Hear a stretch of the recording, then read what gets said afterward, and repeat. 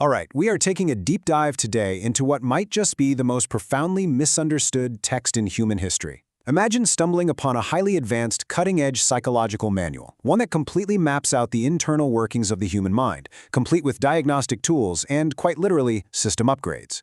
Now, imagine finding out this manual was written over 2.5 millennia ago. In this explainer, we're unpacking the Mahāvāravagga. It is time we stop looking at ancient texts as just dusty artifacts and start reading them as the brilliant mental technology they actually are. Okay, let's dive right into this. For centuries, the traditional view of the Mahāvāravagga, which is Book 11 of the Saṃyutta Nikāya, by the way, has been entirely framed as ancient religious scripture. Something meant purely for monks, devout followers, and ritual devotion. But modern academics, scholars, and psychologists, they are fundamentally shifting this perspective. They are recognizing this text not as just mere dogma, but as an incredibly precise scientific manual of the mind. It's basically an advanced piece of software designed to debug the human brain and implement systems thinking to literally eliminate suffering. Think of this as our table of contents for the human operating system. We've got 5 interconnected modules to decode today: the Science of Mind Manual, the Spiritual Ecosystem, Decoding the Roots of Suffering, Mind-Body Connection Technology, and finally, the turning point to the middle way. So, starting with Section 1, the Science of Mind Manual. In academic and Buddhist circles, the Mahāvāravagga is widely considered the absolute crown jewel of practice, and its sheer comprehensiveness really comes down to one number: 37. The manual outlines exactly 37 factors of enlightenment, or Bodhipakkhiyā Dhammā. Now, I really don't want you to hear that number and think of a list of strict religious commandments. Instead, think of these 37 factors as components of a complete, highly comprehensive scientific system. This single text covers everything, from the Four Foundations of Mindfulness to the Noble Eightfold Path, right down to the core Four Noble Truths. It leaves absolutely no stone unturned in mapping out the mechanics of human consciousness. Moving on to Section 2, the Spiritual Ecosystem. Now, what's really interesting here is that the manual doesn't just look at the mind in isolation. It examines the environment that mind operates within. We see this perfectly in a famous story from the Upadada Sutta, where the Buddha was speaking to his closest attendant Ananda. They were talking about kalyāṇamittatā, which translates to noble friends or a supportive community. Ananda suggested that having good friends was at least half of the spiritual practice. But the Buddha immediately corrected him, stating that good friends are not half of the holy life, but the entirety of it. This isn't just some nice platitude about friendship either. Modern sociologists look at this and see a direct parallel to contemporary network theory. The Buddha was pointing out that our spiritual and mental development absolutely does not happen in a vacuum. Our social networks, our environment, and the people we surround ourselves with fundamentally shape our mental architecture. Next up, Section 3, Decoding Roots of Suffering. If those previous modules were about setting up the right environment and understanding our tools, this module, drawn from the Magga Saṃyutta, is a precise diagnostic tool for the modern human crisis.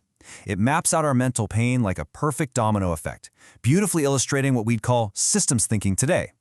It all starts with Step 1, avijja, or ignorance, which really just means a failure to see reality as it actually operates. When the mind's foundational understanding is flawed, it automatically triggers Step 2, mikkṣāditthi, or wrong views. Essentially, if the underlying code is broken, the output is broken. And this inevitably cascades into Step 3, manifesting in our real lives as wrong actions, wrong words, and poor focus.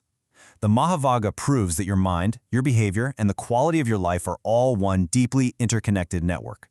Fix that root code, and the whole system heals. Let's move to Section 4, Mind-Body Connection Technology. In the West, we've historically treated the mind and the body as two completely separate entities. But this ancient manual actually comes with a built-in holistic immune-boosting software known as the Bojjhanga 7, or the 7 Factors of Awakening. It's a genuinely fascinating protocol for restoring balance. The text recounts a very specific historical anecdote where 2 prominent monks, Mahākassapa and Mahamoggallana, were gravely ill. By systematically listening to and focusing their minds on these 7 specific factors of awakening, they completely recovered from their physical illnesses. Now, what sounds like pure magic is actually an early observation of what modern neuroscience and psychotherapy are just now proving: that deeply focused meditation and mindfulness can actively reduce stress hormones, regulate the nervous system, and literally boost our physical immune response. And this brilliantly illustrates the core operational mechanism making all of this possible: Satipaṭṭhāna. Think of this as the ultimate observation deck technology. It trains you to step back and change your status from someone helplessly drowning in your own emotions to a detached, calm observer of them. Instead of philosophizing or guessing why you feel bad, you use direct, raw experience to dismantle your own ego. Researchers today are absolutely blown away by this, noting how incredibly identical this ancient practice is to the most advanced Western phenomenology and modern mindfulness-based therapies that we use in clinics right now. Finally, we reach Section 5, Turning Point to Middle Way.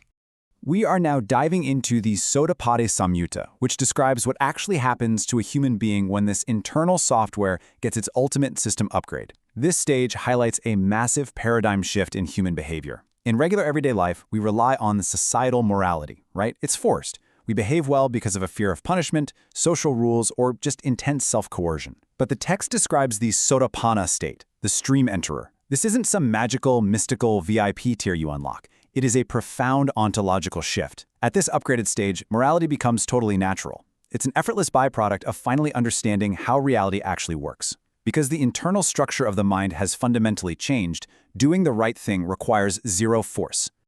Let's see how this builds into the final, overarching framework of the text. The culmination of the Mahāvāravagga contains the Dhammacakkappavattana Sutta, which was the Buddha's very first discourse. This is the command that activates the ultimate operating system, the middle way, or Majjhima Patipada. The middle way is a brilliant algorithm that strictly rejects both extreme material indulgence and useless, painful self-deprivation. Instead, it opts for a perfectly balanced approach to human existence. And here is exactly why this matters for you, right now. When we apply the middle way, specifically the Noble Eightfold Path, to our lives today, it becomes the ultimate, scientifically grounded survival tool. Look around. We live in an era paralyzed by extreme consumerism, incredibly high modern stress, and compounding mental health crises. The Mahāvāravagga offers a balanced, deeply tested pathway out of that exhaustion. It gives us a way to navigate the absolute chaos of the 21st century with total clarity. So, I want to leave you with a provocative thought here. If an ancient text, preserved for over 2.5 millennia, already holds the deepest, most systemic operational manual for the human mind ever created, are we simply looking in the wrong places to solve our modern mental health crisis? The Mahāvāravagga isn't just a piece of religious heritage. It is a brilliant, entirely applicable technology for understanding exactly what it means to be human. Think about how you can apply just a fraction of this ancient system to your life today.